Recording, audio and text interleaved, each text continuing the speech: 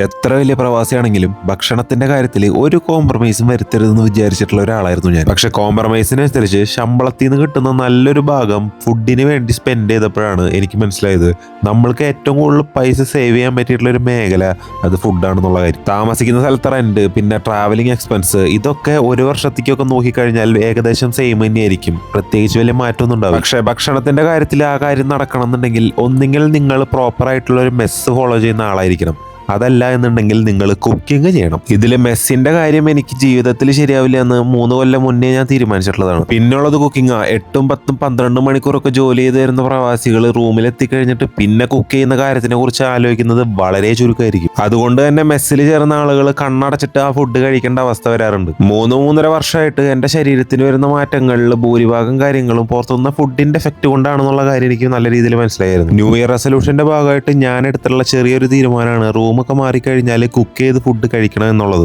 അതിനിപ്പോ കുക്കിംഗ് അറിയണമെന്ന് യാതൊരു നിർബന്ധമൊന്നുമില്ല. നമ്മൾക്ക് വേണ്ട ഫുഡ് ഒന്നെങ്കിൽ യൂട്യൂബിൽ നോക്കി ഉണ്ടാക്കാം, അതല്ലെങ്കിൽ അമ്മമാരുടെ അടുത്ത് ചോദിക്കാവുന്നതേ ഉള്ളൂ. അപ്പോൾ ഒരു നേരം നമ്മൾ ഉണ്ടാക്കുന്ന ഫുഡ് അത് നല്ലതോ പൊട്ടയായിക്കോട്ടെ നമുക്ക് തന്നെ കഴിച്ച് അത്യാവശ്യം പൈസ വേണമെങ്കിൽ സേവ് ചെയ്യാവുന്നതേ ഉള്ളൂ. ഇത് വലിയ ടിപ്പായിട്ടൊന്നും എടുക്കൊന്നും വേണ്ട. നിങ്ങളുടെ കൂട്ടത്തിൽ ആരെങ്കിലും നല്ല രീതിയിൽ ഫുഡ് കഴിക്കും, ഇതൊരു ടിപ്പായിട്ടൊന്നും എടുക്കണ്ട. നിങ്ങളുടെ കൂട്ടത്തിൽ ഏതെങ്കിലും ഫ്രണ്ട്സ് ഫുഡൊക്കെ കുക്ക് ചെയ്ത് കഴിക്കുന്നുണ്ടെങ്കിൽ അവരുടെ അടുത്ത് ജസ്റ്റ് ഒന്ന് ചോദിച്ചു നോക്കുക, ഒരു മാസം നിങ്ങൾ ഫുഡിന് വേണ്ടി എത്രയാണ് സ്പെൻഡ് ചെയ്യുന്നത് എന്നുള്ളത്.